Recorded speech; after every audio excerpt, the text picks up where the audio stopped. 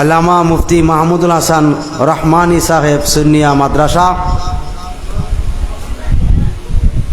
আশিক রাসুল হজরত মাওলানা আব্দুল কাইয়ুম কাউসার সাহেব শাহপুর, মোহাম্মদ এনামুল হক চৌধুরী আল নিজামী সাহেব বিরামপুর, দিগার কাবিল এহতরাম, বিশেষ করে আয়োজন যারা করছেন, আয়োজনে শাহপুর, এটা কি গরিব গার্ড হবে, এটা 29 তর দিছে কেন? গার্ড সাহেবের বাড়ির সকল যুবক বৃন্দের উদ্যোগে দিগার ওলামাই কেরাম, তোলাবাই কেরাম, হাজি এজাম, মুরব্বিন এজাম, যুবক বাবারা, ছোট ছোট মাসুম বাচ্চারা, পর্দা নিশিন মা বোন, মহান আল্লাহ রাব্বুল আলামিনের দরবারে কোটি কোটি শুকরিয়া, যিনি আমাদেরকে মায়া করে মহাব্বত করে এই বেহেশতের বাগানে আসার বসার তৌফিক দিয়েছেন। মহাব্বতে পড়ি আলহামদুলিল্লাহ। কোটি কোটি দরুদ ও সালাম সে নবী পাকের নুরানি কদম মোবারকে, যিনির সমস্ত শরীর মোবারক নূর, যিনি মুমেনের জানের চাইতে আরো অধিক নিকটে হাজের ও নাজের, যিনি গায়েবের খবর দেন ওয়ালা, তিনি মুহাম্মাদুর রাসূলুল্লাহ সাল্লাল্লাহু তাআলা আলাইহি ওয়াসাল্লাম। সবাই বলেন মারহাবা, আটু জোরে বলেন মারহাবা। আমরা অনেক আলোচনা শুনেছি, এখন যে পজিশন, যে পরিস্থিতি বাংলাদেশে চলছে মিডিয়াতে, প্রথমে বের হয়েছে আহলে কোরআন, এরপরে বের হয়েছে সালাফি, এরপরে বের হয়েছে আহলে হাদিস, খারিজি, বারিজি, কাদিয়ানি, শিয়া, রাফিজি, খারা, মানে অভাব নাই দলের, আসেনি? কোরআন থেকেই কিন্তু ওয়াজ করতেছে, করতে কোরআন থেকে। আবার যে সিয়াসিত্তার কিতাবের যে হাদিসগুলো তাদের অনুকূলে, এটির আবার সহিহ হাদিস বলে, যেগুলি তাদের বিপরীতে, বিরুদ্ধে, কেন না এটি জাল হাদিস। মানে বুঝাইতে চাচ্ছে ইমাম বুখারী জাল হাদিসও লেখছে। নাউজুবিল্লাহ, কি আসতে বলবে না জোরে বলবে? আজকে আমি এখানে যতক্ষণই কথা বলবো, প্রথমে শরীয়তের কথা বলবো, এরপরে তরিকতের কথা বলবো, একটা রেফারেন্স কেউ, এরপরে আমি হাকিকতের কিছু কথাও এটাতে আলোচনায় আনবো। আপনাদের ধৈর্য কামনা করছি। কোরআন শরীফ বুঝতে গেলে অন্তত 4টা তরিকার জ্ঞান তার জানা থাকতে হবে: শরীয়ত, তরিকত, মারেফত, হাকিকত। বলেন না সুবহানাল্লাহ। এই 4টা জ্ঞান, 4টা তরিকার জ্ঞান যদি কারো মধ্যে না থাকে, তাহলে কোরআন হাদিস বোঝা বড় কঠিন হয়ে যাবে। যেমন একটা এক্সাম্পল দিচ্ছি, আল্লাহ রাব্বুল আলামিন বলছেন ওয়াওয়াজাদাকা দাল্লান ফাহাদা। এখানে আলেম আছে, এই আয়াতটা তর্জমা করছে যারা আহলে হাদিস, আহলে কোরআন এবং খারিজি, তারা তর্জমা করছে কি, নবী গো, আমি আপনাকে পথভ্রষ্ট হিসাবে পেয়েছি, তারপরে হেদায়েত দান করছি। এখন আপনার জ্ঞানে কি বলে নবী পথভ্রষ্ট? পথভ্রষ্ট নবীর কোরআন মানতেছি, ইসলাম মানতেছি? নাউজুবিল্লাহি মিন যালিক। ঈমান থাকবে নি? বলেন না। দাল্লান শব্দের অর্থ পথভ্রষ্ট, ঠিক আছে, কিন্তু এই আয়াতে পথভ্রষ্ট শব্দ আনলেই বেঈমান। কি হবে? বেঈমান হবে। এই আয়াতের অর্থ, আল্লাহ বলেন হাবিব, আমি আপনাকে আমার ভালোবাসায় বিভোর পেয়েছি।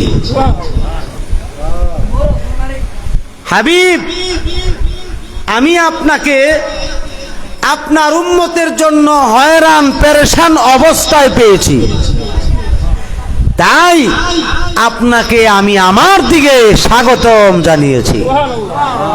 এখন বলেন, এই অর্থের দ্বারা কি বেঈমান হবে না ইমানদার থাকবে?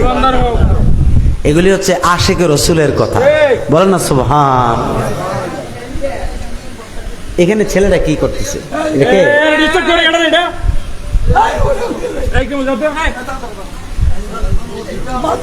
আপনাকে আমাকে বুঝতে হবে, আল্লাহর হাবিব সাল্লাল্লাহু আলাইহি সাল্লাম সৃষ্টি হয়েছেন সকল সৃষ্টির আগে, ঠিক কিনা? সৃষ্টির প্রথম নবী মুহাম্মাদুর রাসূলুল্লাহ সাল্লাল্লাহু আলাইহি সাল্লাম, আর পাঠিয়েছেন সৃষ্টির শেষে। এখানে রহস্য আসেনি? কথা বলেন না, রহস্য আসেনি? রহস্য কি?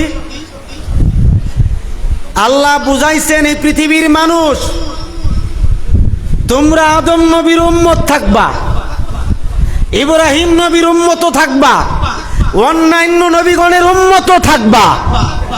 সমস্ত নবী রাসূলগণ দুনিয়াতে আসবে আগে, তারা সকল উম্মতকে বুঝাবে একটাই কথা, হে আমার উম্মতরা শোনো, আখিরি নবীর উম্মত যদি আসে, ওই নবীকে যদি আমরা পাই, আল্লাহর আদেশ হইল ওই নবীর উপরে ঈমান আনবা এবং সর্বগুণে জানে মালে ওই নবীকে সাহায্য করবা।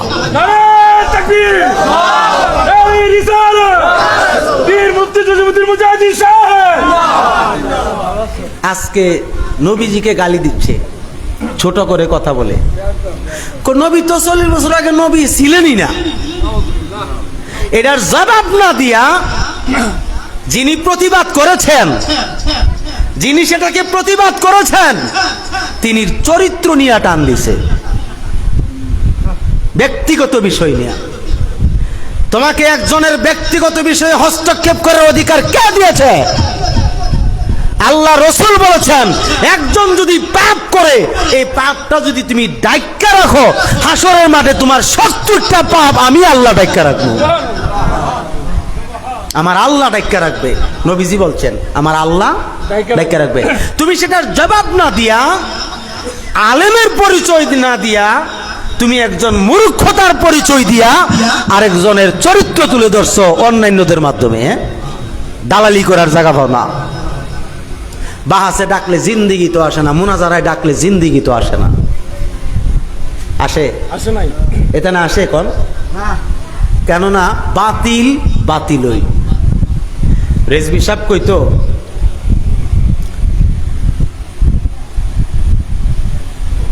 মুসলমান 4 প্রকার।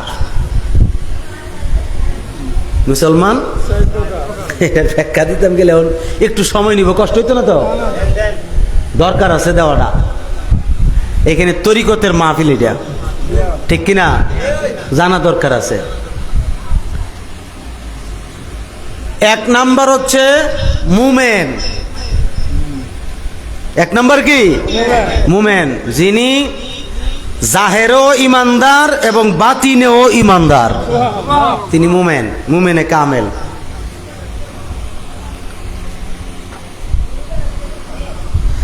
2 নাম্বার হচ্ছে ফাসিক,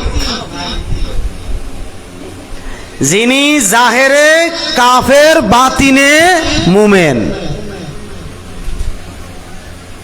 শরীয়তে ফাসিক বলা হয় আর কি, কথা খেয়াল করেন না মা।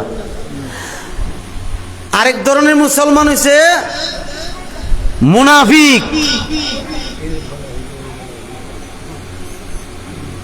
যিনি জাহেরে মুসলমান, ইমানদার না। যিনি জাহেরে মুসলমান, বাতিনে কাফের, বেঈমান,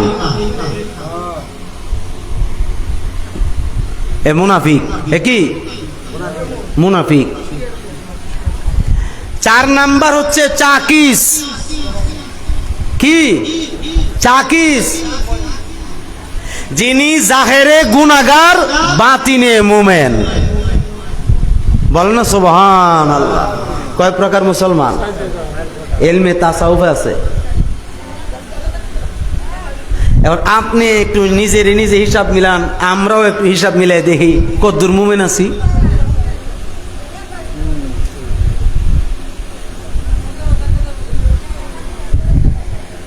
খারাপ লাগতেছে না?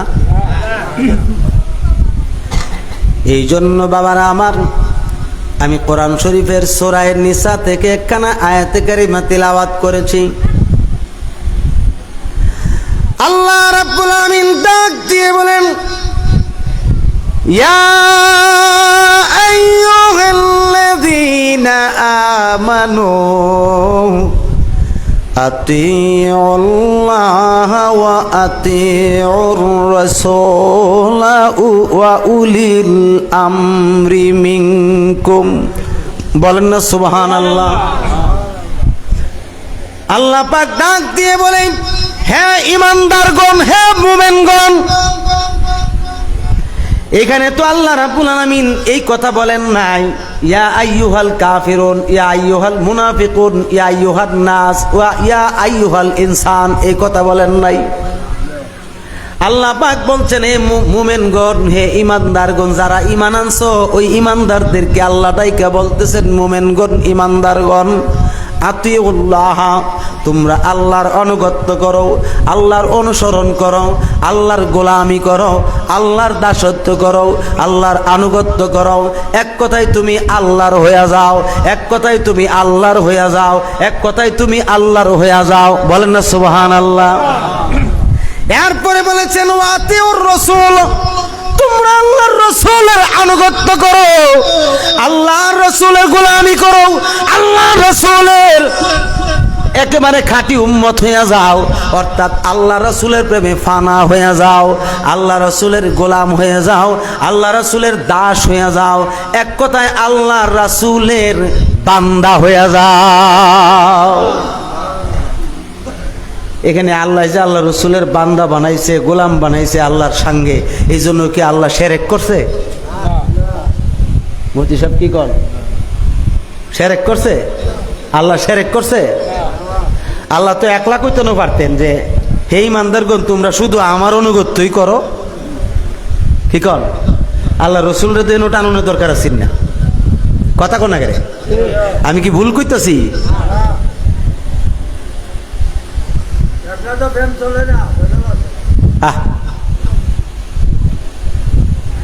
খুব খেয়াল করে কথাগুলো শুনবেন, তরিকতের কথা। এই জন্য আমি বলি, তুমি যখনই আল্লাহর কাছে পৌঁছতে চাও, তাইলে আমার নবীর নৌকায় আগে উঠো।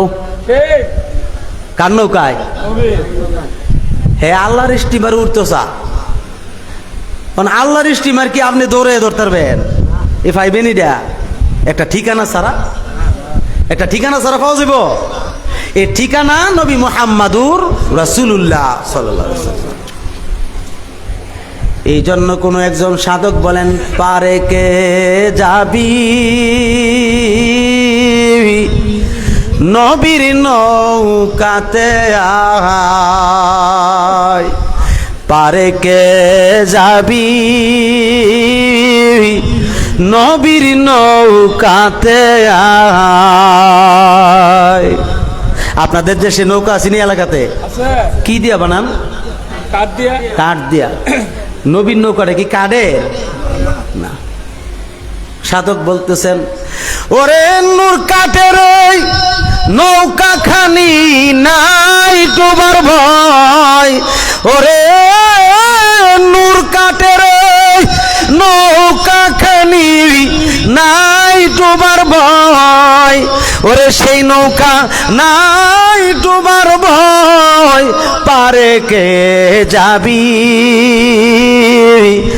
নবীর নৌকাতে আয়, পারে কে যাবি নবীর নৌকাতে আয়। নবী না মানে যারা মহাহেদ কাফের তারা এই দুনিয়ায়, ঠিক কিনা বলে?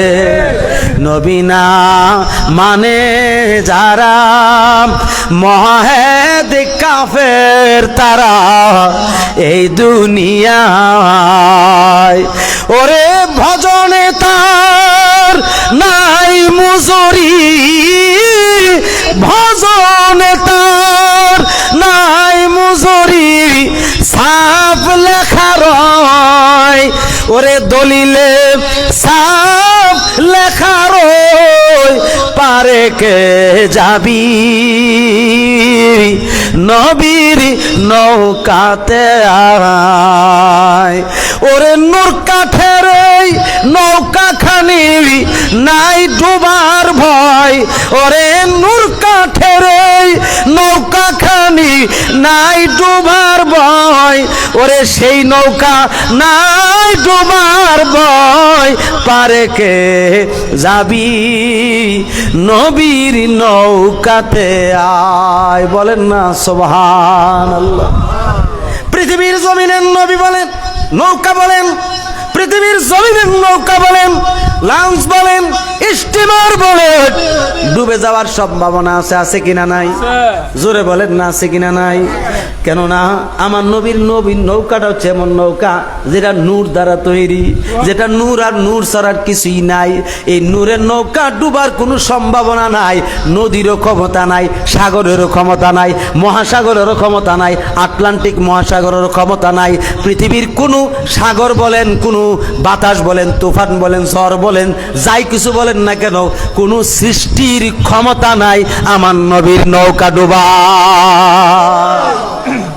ঠিক না বেঠিক বলেন? জোরে কর না, ঠিক না বেঠিক? এই জন্য আল্লাহ কইছেন, যদি তুমি আমার গোলাম হইতে চাও তাইলে আমার নবীর গোলাম হও, আমার যদি বান্দা হইতে চাও তাহলে আমার নবীর বান্দা হও। বান্দা শব্দের অর্থ দাস, বান্দা শব্দের অর্থ গোলাম। বলেন না সুবহানাল্লাহ, ঠিক কিনা? এখন নবীর সঙ্গে যদি নবীর উম্মতকে যদি নবীর গোলাম বানাইতে চায় তাইলে তারা বলে কয়টা মস্ত বড় শিরক। গোলাম হইতে হবে একমাত্র আল্লাহর, গোলাম হইতে হবে কি একমাত্র আল্লাহ।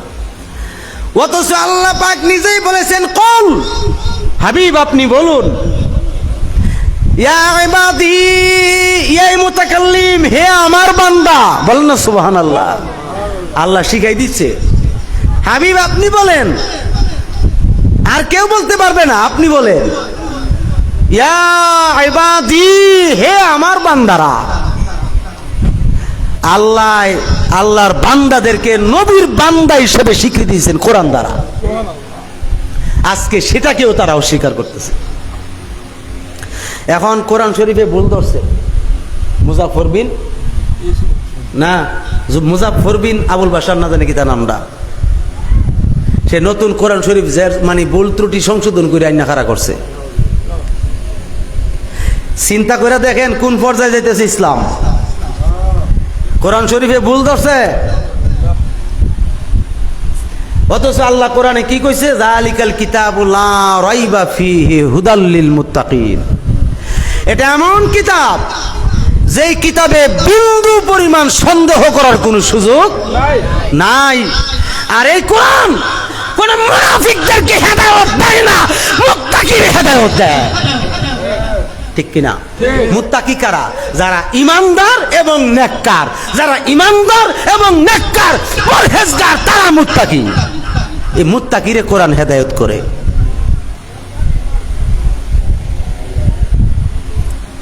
এই জন্য আমরা সাবধান থাকতে হবে। যতক্ষণ মুর্শিদের শরণাপন্ন থাকবেন, কার শরণাপন্ন? আপন আপন মুর্শিদের শরণাপন্ন থাকবেন, বেঈমান বানানোর কোনো সুযোগ নাই। কথা ঠিক কিনা? আপনি নদীতে পড়ে গেছেন, নৌকা ডুবেছে, এখন নদীতে ভাসতেছেন, অন্তত বাঁচার জন্য কি আপনি সাঁতার কাটতে পারবেন কতক্ষণ? কথা কন না, সাঁতার কাটতে পারবেন কতক্ষণ? যদি একটা মাধ্যম বেলুন থাকে আপনি ডুববেন? একটা মাধ্যম হিসেবে যদি একটা বেলুন থাকে, বেলুন, অথবা একটা গাছের গোড়া থাকে, একটা কলা গাছ থাকে, আপনি ডুববেন? ডুইবা মরবেন না, হয়তো হিংস্র প্রাণী আপনাকে খেয়ে ফেলতে পারে। আর যদি আপনি আল্লাহর হয়ে যান, হিংস্র প্রাণী খাবে না, তুলে দিবারও ফারও বিরাই দিব। কথা ঠিক কিনা? তো এই মাধ্যমটা তো আপনার মুর্শিদ, মাধ্যমটা কি? আপনার মুর্শিদ। যতক্ষণ আপনি আপনার মুর্শিদের শরণাপন্ন থাকবেন, আল্লাহর কসম ওই মুনাফিকের দল আপনাকে বেঈমান বানাইতে পারবে না।